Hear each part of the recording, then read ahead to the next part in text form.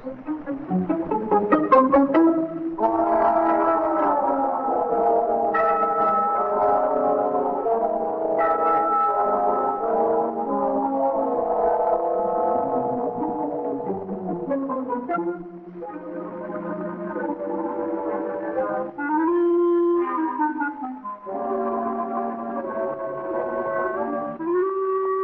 do you do? Do you enjoy talking? I do. I like to talk and discuss and argue for hours and hours on end. Perhaps I talk too much, all right. Perhaps I do. It's a very common fault. But mind you, I always let the other fellow answer, so long as he's brief and to the point. Not having transgressed any of the criminal laws, as far as I know, I've got away with it so far.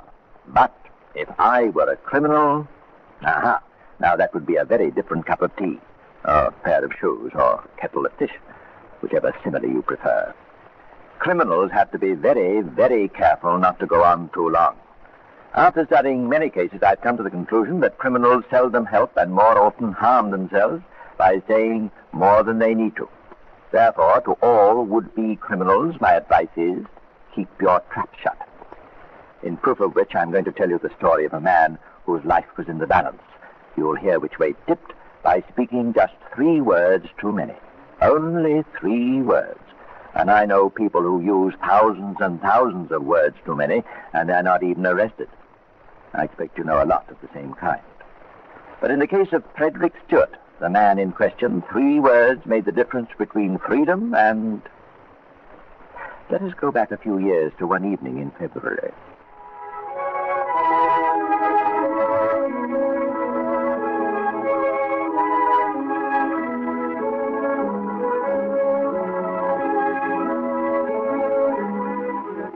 Our scene is London, Pembridge Square, Bayswater to be exact. And there's our man, Frederick Stewart, strolling casually round the square. The only reason you give him a second glance is because he's such a very small man, only 3/4 of an inch over 5 feet. He doesn't look like a criminal, does he? But he is, and just out of jail for housebreaking. He usually holds down a job as a bookies clerk, but this doesn't tide him over the winter months when there's very little horse racing. Right now, Frederick Stewart is broke, very broke, and he has recently decided to carry a gun. That's rather unusual for a British criminal because the penalties are very severe. Of course, he never plans to use the gun. It's just to help him bluff his way out of trouble, if trouble comes along. He's too small to be much good in a fight. Watch him as he goes over to that house. He's ringing the doorbell. He looks over towards the far end of the square, rings the doorbell again. Nothing suspicious in that, is there? No. He rings the doorbell again. Persistent character, this Frederick Stewart. Between you and me, he's hoping nobody answers. Oh, dear, he's out of luck. Somebody's opened the door. An elderly woman. Yes, what is it? Isn't the chauffeur about? Chauffeur? Oh, we've no chauffeur here. Oh, sorry. Must be the wrong address. Well, perhaps I know him. What's he look like? Oh, never mind. Sorry to have bothered you. I'll see him when he gets back to the garage. Oh, which one's that? The Warwick garage. Goodbye. Oh, goodbye. Well, that's funny. I've never heard of that one. Can't be around here. The Warwick garage. 3 little words. The Warwick garage. As it turned out, 3 words too many. They put a rope around Frederick Stewart's neck.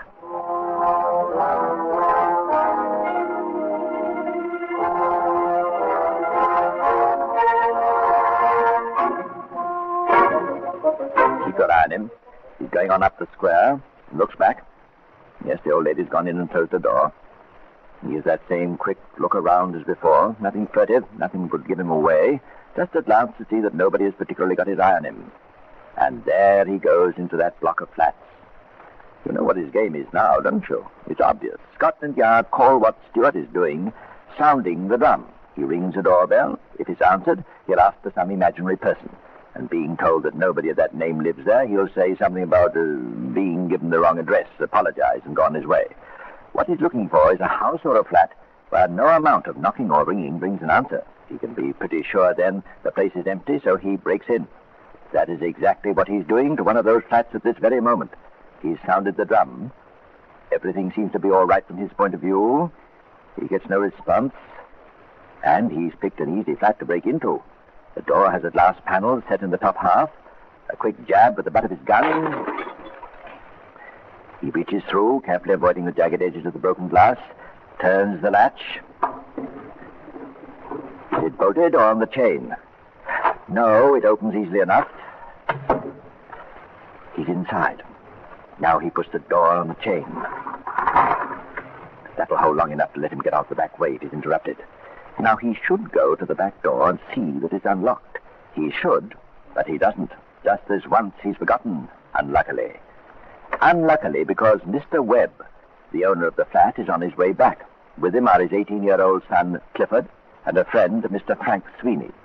They walk up the few stairs leading to the flat, and as they reach the landing, Mr. Sweeney notices something strange. Hey, somebody's been making a bit of a mess of your stairs, Webb. What is it? Where? Here, Dad, look. Bits of broken glass. Well, I'm blessed. It's from the glass panel in the door.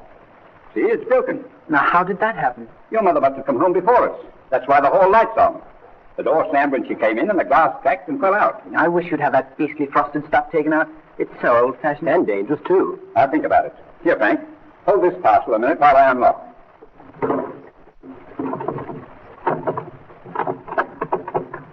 That's funny. She's got it on a chain.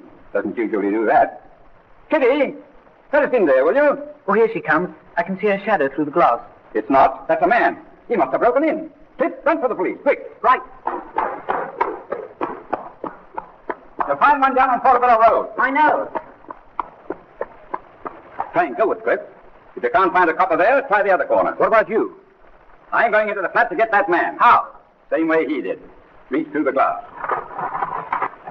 There, that's got it. You better let me come in, will you? Do what I say like a good chap. And don't bother about me. He's only a little fellow. I could handle 3 his size before breakfast.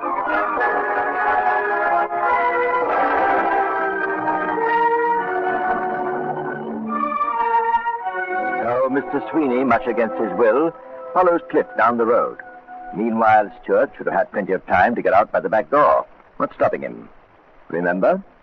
He didn't check that back door. It's locked. And the key isn't in the lock. Webb's in the flat now. He's coming nearer and nearer. This is what Stewart's always feared. Webb weighs almost twice as much as Stewart, and he's very strong. He's seen him. All right, my lad. The game's up. Get away from that door. Stop, or I'll blow your head off. Oh, got a gun, eh? I'll use it if you come any closer. You wouldn't dare. They're not going to nab me. Not again. I'm going to give you the beating of your life. No, no! Get back! Oh. I've killed him. The fool. The blooming fool. What did he have to come to me like that for? I didn't want to kill him. I didn't want to. I must get out of here.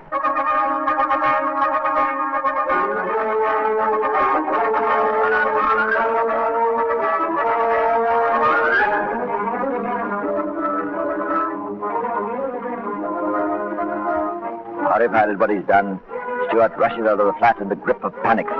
2 thoughts only are in his mind: to get away from the scene of his crime and to get rid of the gun. He's not one of your cool master criminals, this frightened little man.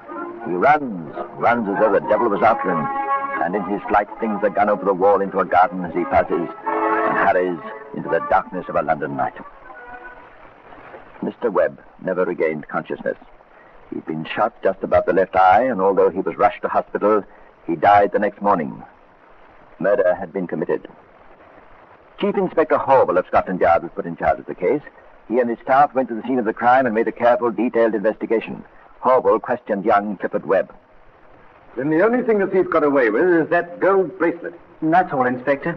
There's nothing else missing, apart from that stuff he packed ready in the suitcase. Yeah, I'm afraid we shall have to borrow that, Pro Tem, for evidence. All right. It was one of Dad's. You say when you, your father, and Mr. Sweeney arrived here, the light was on in the corridor and you saw the shadow of the man. Yes, but not very distinctly. Can you tell me anything about him? For instance, was he tall or short? Come to think of it, he must have been short, because I thought at first it was my mother, and she got home ahead of us. Ah, that checks with Mr. Sweeney's story. Oh? Yeah, he made a statement.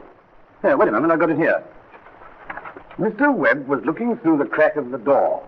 He said to me, he's only a little fellow. I could tackle 3 like him before breakfast. Yeah. So you see, his independent evidence establishes the fact that the thief was a small man. Can I have a word with you, Inspector? Yes, Simon, what is it? The photographers have finished, sir. We've had a good look round, but we haven't found any M.O. What do you mean, M.O.? Modus operandi, Latin meaning method of operation. Most professional criminals have a habit, a characteristic of their work, which gives them away.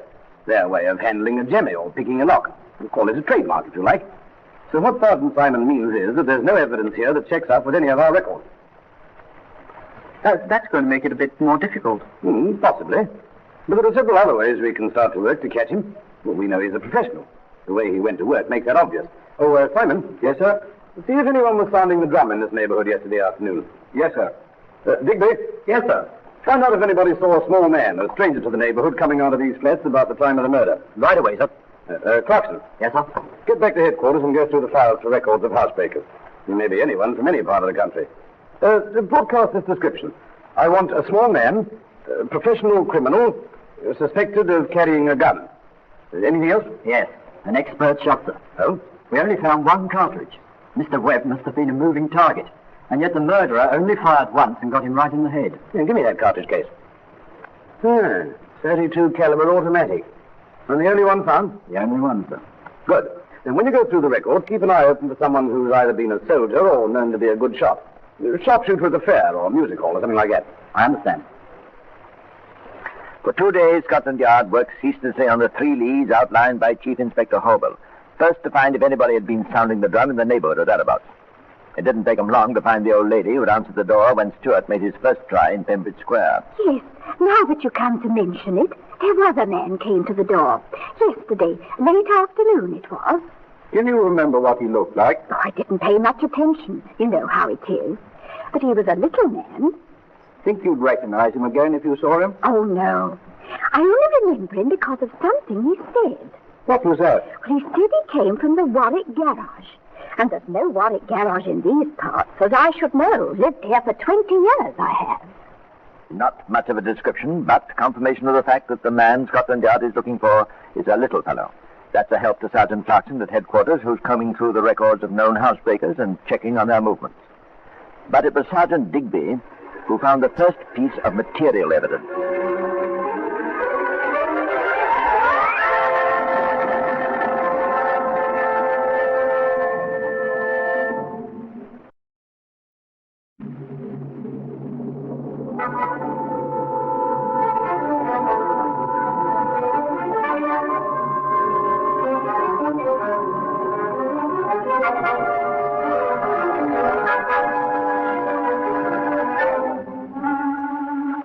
You remember, Inspector Howell had detailed Sergeant Digby to find if anybody answering their general description of the murderer had been seen leaving the block of flats.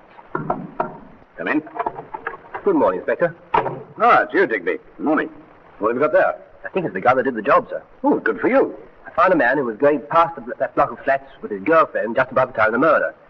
He doesn't live in the neighborhood, and that's why it took me a bit of time to chase him up. No, I understand. Go on. Well, the man he saw was a little fellow in a devil of a hurry. He bumped into this fellow's girlfriend as he went past. The fellow turned and shouted after him to look where he was going. And he saw him toss something into one of the gardens up the square. Couldn't be sure which one. And it was a gun, eh? That's right, sir. I found it at the garden number 21. Oh, nice work, Digby. Give it a fingerprint, boys. Though I doubt if they'll find anything. Hello. Look at this. There's a cartridge jammed in the breech. This means we've got to change our minds about the man we're looking for.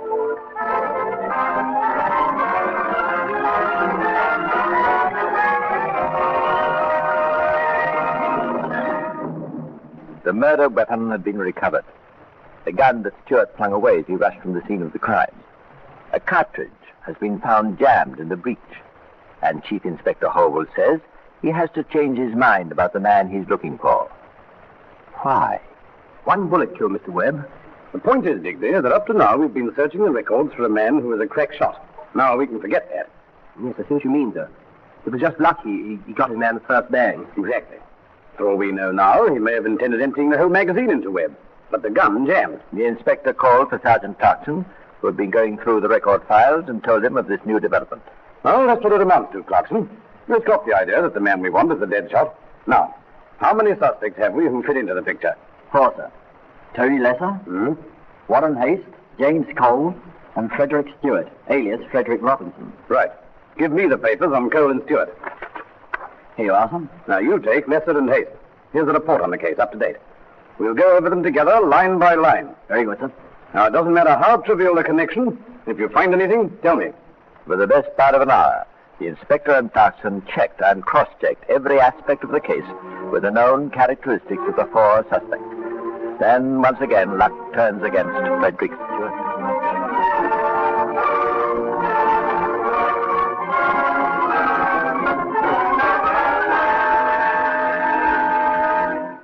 Here's something, Clarkson. Listen to this.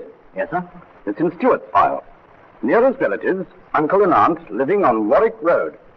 Does that ring a bell? Warwick Road? Remember when the old lady asked what garage he came from? The fellow said Warwick Garage, didn't he? By Jove, sir, that's right, sir. It's a pretty slender connection when you come to think of it. Maybe the connection was slender, but Horwell's reasoning was sound. Why, when a man is suddenly put to it to invent an excuse, as this man obviously was when the old lady asked him where he came from, why should he automatically think of a garage that did not exist? Why did the name Warwick leap into his mind? He might have had it ready in case of accident. He might. On the other hand, he might not. But let's rejoin the murder squad. He's the smallest of the lot. Height, 5 foot and 3/4 of an inch. Yes. Ordinary housebreaker. Yes, he was jailed for trying to burgle the county hall, Westminster. It shows the night when there were a couple of officers secreted on the premises. Very bad luck. They chased him round the passages, 4.5 miles of them. Found him in the basement, in the boiler room. Nice warm spot. Not as warm as the spot he'll finish up in if he had anything to do with this Webb murder. I think that for the moment we'll concentrate on Mr. Frederick Stewart. Now, let's see if we can pick him up.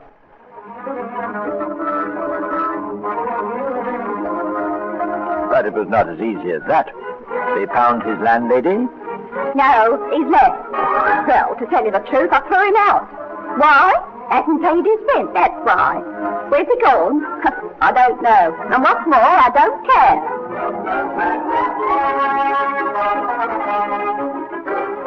They tried his relations. Eddie? Yes, he's my nephew, more's the pity. In trouble, is he? What, again? How should I know where he is? He never comes near me.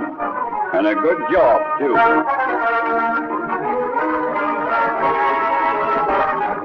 They found a bookmaker who'd employed him. Yes, I used him for a couple of seasons as my clerk. Well, the fact is, we had a slight difference of opinion about 10 quid, and I told him what to do with himself. Won't show his nose round here again.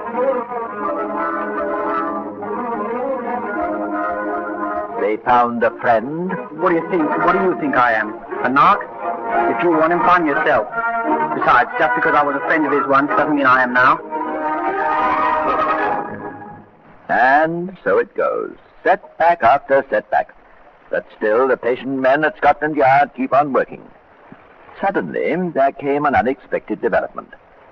Did you know that Scotland Yard has its own daily newspaper, the Police Gazette? Each night it goes out by road, rail, and air to its very limited but select readers all over Great Britain. This isn't a paper that is glanced through and thrown away. Every line is read and reread. One of its most popular columns is headed, Property Believed Stolen. In this column had appeared a very full description of a gold bracelet set with diamonds missing from the Webb household. The contents of this column are passed on by the local police to all jewelers and pawnbrokers in their area. Some time later, in Inspector Horwell's office, An urgent telephone from the Lancashire County Police, sir. They've traced the Webb bracelet. Yes?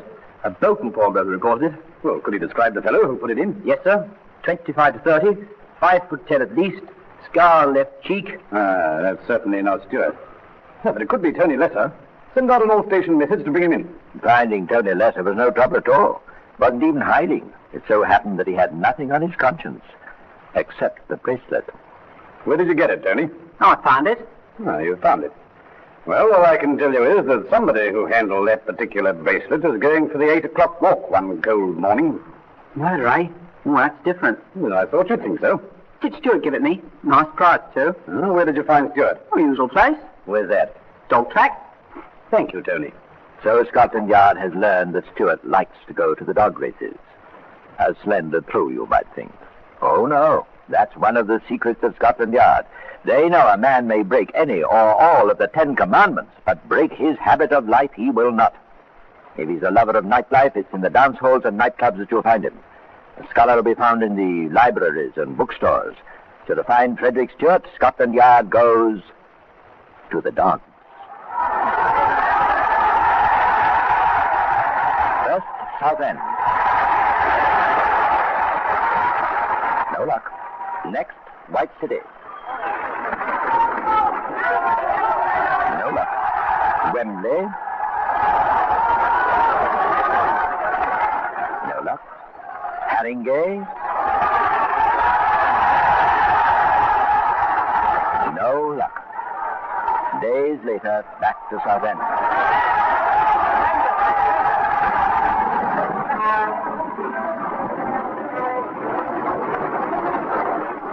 This is no good. We're wasting our time. Yes, we'd better get back to London.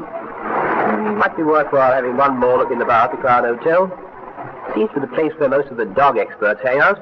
Be honest. Do you really think it's worth it, or are you just thirsty? Well, might as well kill 2 birds with 1 stone while we're passing. Come on. Suits me. In we go.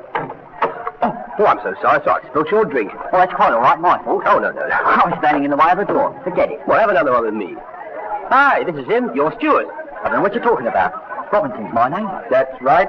Stewart alias Robinson. I have to ask you to come with us. I've been expecting this. Chief Inspector Horwell wants to have a little chat with you.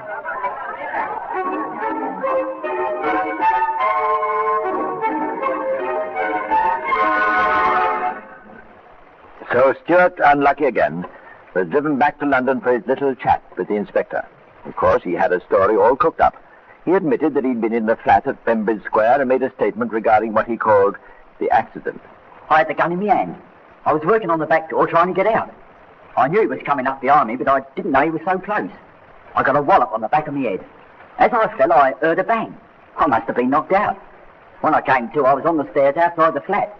I don't know how I got there. I didn't even see who hit me. I scrambled up and ran downstairs out of the house. That was his story. But after hearing the medical testimony and all the other evidence presented by Scotland Yard, the jury decided that Stewart's version did not tally with the facts. He was found guilty and sentenced to death.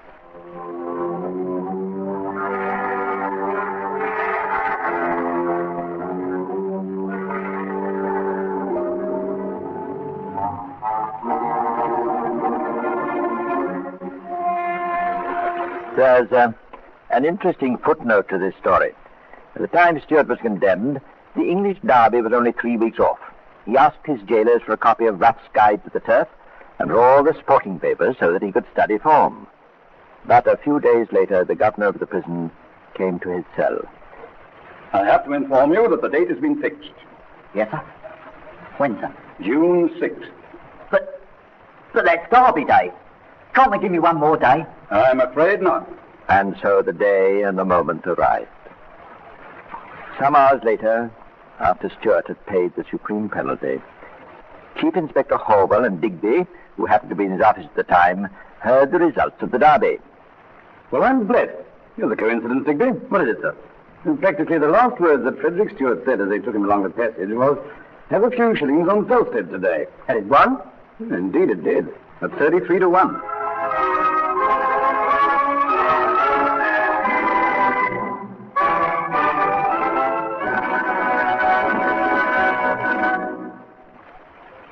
And that is the end of Frederick Stewart, the man who almost escaped. A man who was hanged by 3 words too many. The Warwick Garage. Those fatal words that gave Inspector Horwell the clue to his identity. You may think that Stewart was caught because he was especially unlucky. Let me assure you that is not so. Any criminal who is against Scotland Yard is unlucky.